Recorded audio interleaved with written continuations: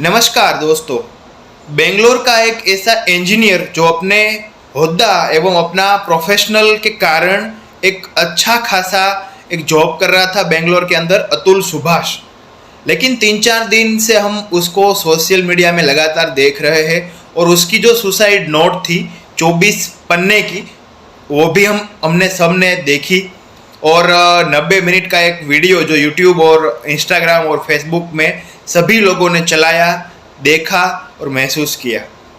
लेकिन मुझे जो आज एक सोच आई और एक विचार आया कि किस तरह से सिर्फ और सिर्फ इस वीडियो को शेयर करने के, इस वीडियो को महसूस करने के अलावा एक ऐसी सोच को नींव रखते हैं और इस यूट्यूब मीडिया के अंदर एक सभी युवाओं को एक मदद मिले, सभी युवा पुरुष मित्रों को एक मेरी एक करबद्ध प्रार्थना है कि इस वीडियो को देखिएगा और महसूस कीजिएगा।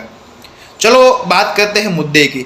जो अतुल सुभाष था वो एक इंजीनियर था और 24 पन्ने की सुसाइड नोट और 90 वीडियो के अंदर एक बात तो साफ थी कि वो अपनी पत्नी, वाइफ और मदर इन लॉ और ब्रदर इन लॉ से बहुत ज़्यादा परसिक्यूटेड था, बहुत ज़्यादा उत्पीड़ित था, बहुत ज़्यादा परेशान था। आर्थिक मामला हो या मानसिक मामला हो, काफ़ी मामला होने के बावजूद एक इंसान इतना नीचे सोचने के बावजूद उसने सुसाइड अटेम्प्ट किया। लेकिन मुझे आज जो बात आई है, लगातार 50 से 60 साल तक हम ऐसे सुनते हैं कि महिलाओं को विशेष प्रकार से सुरक्षित किया जाना चाहिए, महिलाओं को सशक्तिकरण करना चाहिए, महिलाओं को एक स्क्रूनिटी और सिक्योरिटी देना चाहिए हमारे सभी समाज के अंदर। चलो ठीक बात है, हम उसका समर्थन करते हैं कि महिलाओं को आज हमारे सभी समाज में काफ़ी बार किसी लोगों द्वारा उत्पीड़ित किया जाता है, परेशान किया जाता है और ऐसे ऐसे क्राइम होते हैं जो महिलाओं की सुरक्षा सुनिश्चित होनी ही चाहिए। हम उसके साथ पूरी शिद्दत है, पूरी कायनात उसके साथ है, उस जजमेंट के साथ है। लेकिन मुझे जो बात करनी है, जो सेक्शन 498A है, जो आईपीसी की पुरानी वाली थी और अब नवी भारतीय न्याय संहिता के थ्रू जो डोमेस्टिक वायलेंस की, घरेलू हिंसा की 498A जो है, उस पे ऊपर मुझे एक चैलेंज करनी है। जिस तरह से एक पुरुष को भारत के अंदर अगर महिला, उसका पत्नी या उसके पत्नी की साइड से उसकी मम्मी उसके ओर से उत्पीड़ित किया गया हो, तो पुरुष जातीय कहाँ पे फरियाद दे, ऐसा प्रश्न मुझे आया। और मुझे तब बात ऐसी याद आई, अमेरिका के अंदर सेम टू सेम हमारा जो लॉ डोमेस्टिक वायलेंस का है, सेम टू सेम इसी कायदा वहाँ पे भी है।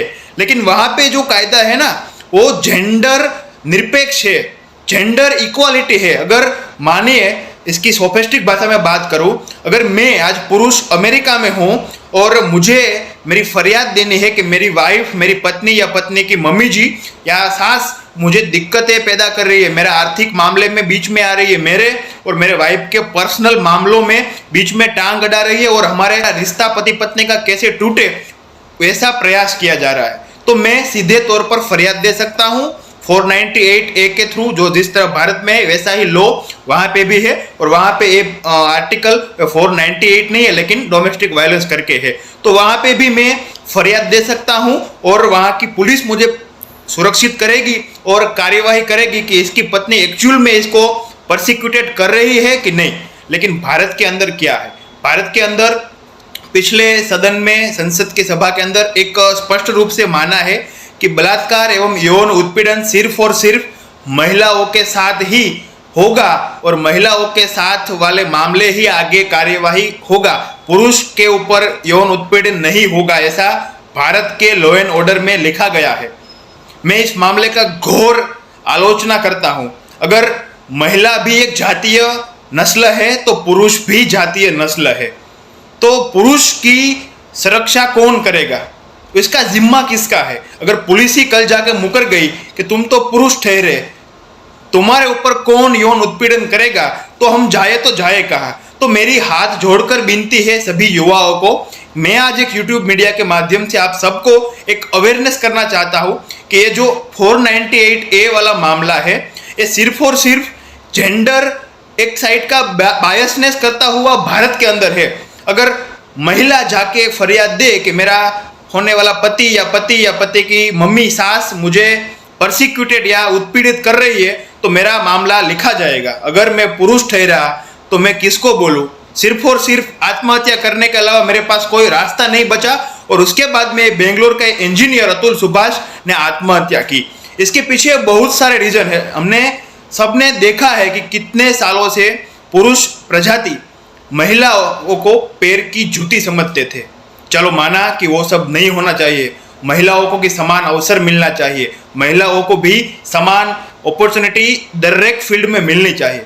लेकिन अब तो क्या हुआ है, महिलाओं अपने निजी जो अधिकार है 498 वाला मामला, वो उसको एक साइड आगे करके पुरुष को उत्पीड़ित करती हो तो भी पुरुष पुलिस के पास नहीं जा सकता और ना ही फरियाद कर सकता है। तो इस मामला का खरेखर भारत देश की सभी लॉ एंड ऑर्डर की एजेंसी एक 498A का चैलेंज करती है अतुल सुभाष सुसाइड केस का मामला, और जल्दी से इस पर एक बहस होनी चाहिए। हम आज शुरू करते हैं यूट्यूब मीडिया के माध्यम से कि सबको आर्टिकल 15 के तहत किसी को भी पुरुष स्त्री सबको एक समान अवसर मिलना चाहिए कि हमारा भी एक निजी स्वतंत्र है, हमको भी यौन उत्पीड़न होगा, हमको भी आर्थिक उत्पीड़न होगा, हमको भी इन लॉ के साइड से उत्पीड़ित होगा, तो हम किसके पास जाए? तो आप सभी को हाथ जोड़कर प्रार्थना है, हमारी ये आवाज आप सभी बुलंद करिए और सभी पायदान पे शेयर कीजिए ताकि सबको एक अवेयरनेस हो कि अतुल सुभाष नहीं, आने वाले समय के अंदर हर एक पुरुष ऐसे शिकार ना हो। इसीलिए हम पहल कर रहे हैं। और एक आंकड़ा भी दे दूं, नेशनल क्राइम ब्यूरो रिकॉर्ड का, जो 2021 में 1,82,000 मामले आए थे आत्महत्या के, सुसाइड के, उनमें से 70% यानी कि 82,000 मामलों में पुरुष विवाहित होते हैं और सिर्फ 28,000 मामलों में यानी कि 30%, सिर्फ और सिर्फ 30% महिला विवाहित आत्महत्या करती है। तो इसका क्या तालमेल बैठता है? तालमेल एक ही बैठता है कि महिला अभी अपने जो निजी अधिकार मिलता है, अपना एक स्त्री सशक्तिकरण कि जो कायदा कानून चलता है उसको आगे कर कर पुरुष को उत्पीड़ित करेगी तो पुरुष को कौन सा पक्ष मिलेगा, पुरुष को न्याय मिलेगा कि नहीं? इसीलिए आप सबको करबद्ध प्रार्थना है, मेरी आवाज को आप सब पायदान पे इतना शेयर कीजिए कि एक अवेयरनेस के माध्यम हो, ना कि दूसरी कोई मंजर।